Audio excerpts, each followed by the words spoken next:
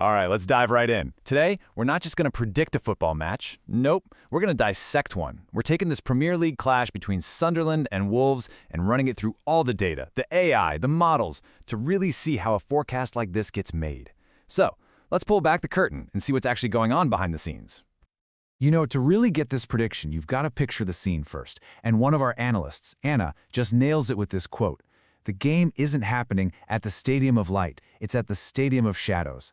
And that's not just some fancy phrase, it's a critical piece of the puzzle that sets the stage for everything else.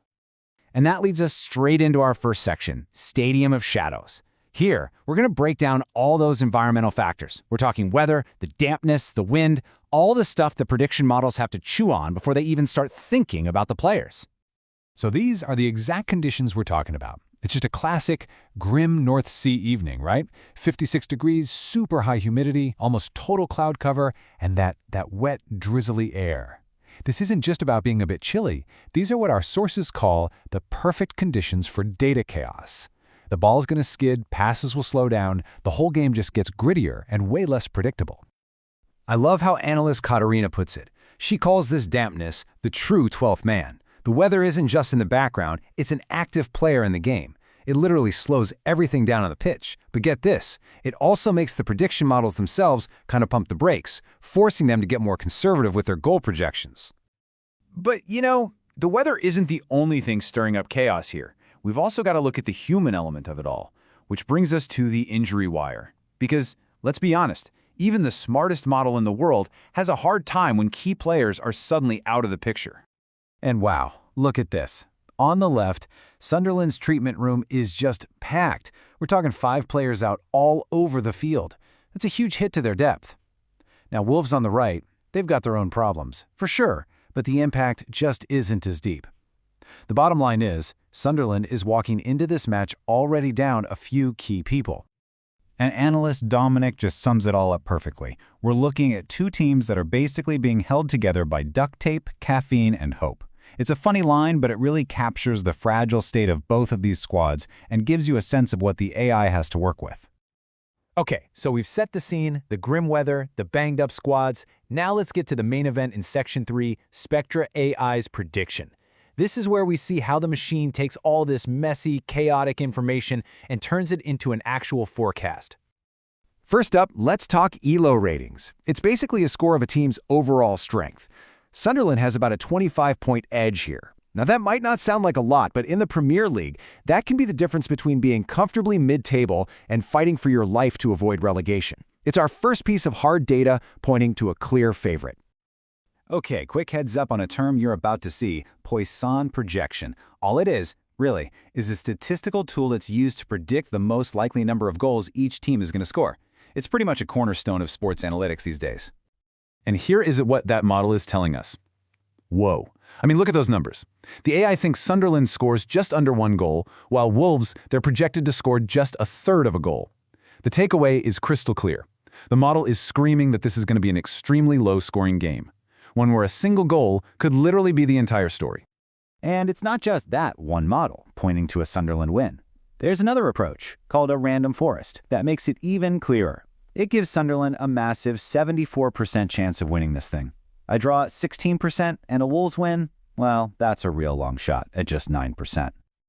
And this, right here, is what makes this prediction so compelling. It's what Kateryna is talking about when she says the models are all humming in harmony. It's actually pretty rare to see totally different types of AI, from simple stats to complex machine learning, all singing the same song.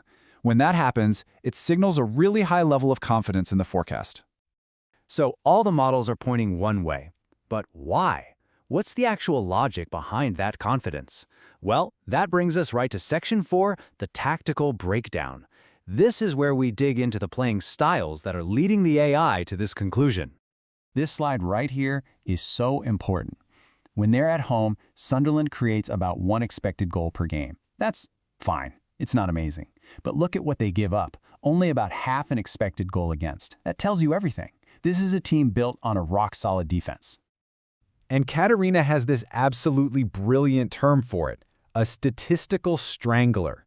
They're not going to blow you off the park with incredible offense. No, they just slowly suffocate you, control the game, and give you absolutely nowhere to go. And for a team like Wolves, that is a total nightmare. Their entire game is built around the counterattack, using their speed to get in behind you. But here's the thing. You can't counter a team that doesn't give you anything to counter. Against a statistical strangler like Sunderland, Wolves' main weapon is basically useless. And this is where it all comes full circle. Remember that miserable weather from the beginning? Well, Spectra's model actually puts a number on its impact. It drops the total chance of goals in this match by 12%. So you've got the tactics and the weather telling the exact same story. This is going to be a tight, low-scoring game. Okay, so one model is interesting, right? But is Spectra AI just an outlier here, or is this what everyone else is seeing? In our final section, we're going to see if we're looking at a full-blown data consensus. Just take a look at this. We've got 4 completely independent prediction sources here. And yeah, the exact percentages wiggle around a little bit, but the conclusion, it's overwhelmingly the same. 4Bet, My Game Odds, Football Predictions, they all see a low-scoring win for Sunderland. That 1-0 or 2-0 scoreline just keeps popping up. This kind of agreement is rare, and it's powerful. So, after all that, what are the most logical takeaways? It really boils down to 3 main angles. First, Sunderland to win to 0. That means they win without letting the other team score a goal. Make sense? Second, under 2.5 goals in the whole match, which seems like a lock based on everything we've seen. And finally, the most likely scores appear to be 1-0 or 2-0. But, and this is a really big but, before we all get too confident, here is a final, crucial warning from Dominic. Data gives us probabilities, not certainties. Football is a chaotic, beautiful game. All it takes is one freak bounce, one lucky shot, and the best prediction in the world just falls apart. It's a great reminder to always be responsible. Which leaves us with one last question to chew on. When all the data, all the models, and all the logic point in the exact same direction, have we found some kind of unavoidable truth? Or have we just created the perfect setup for a massive statistical surprise? The data has spoken, but the final whistle hasn't blown yet.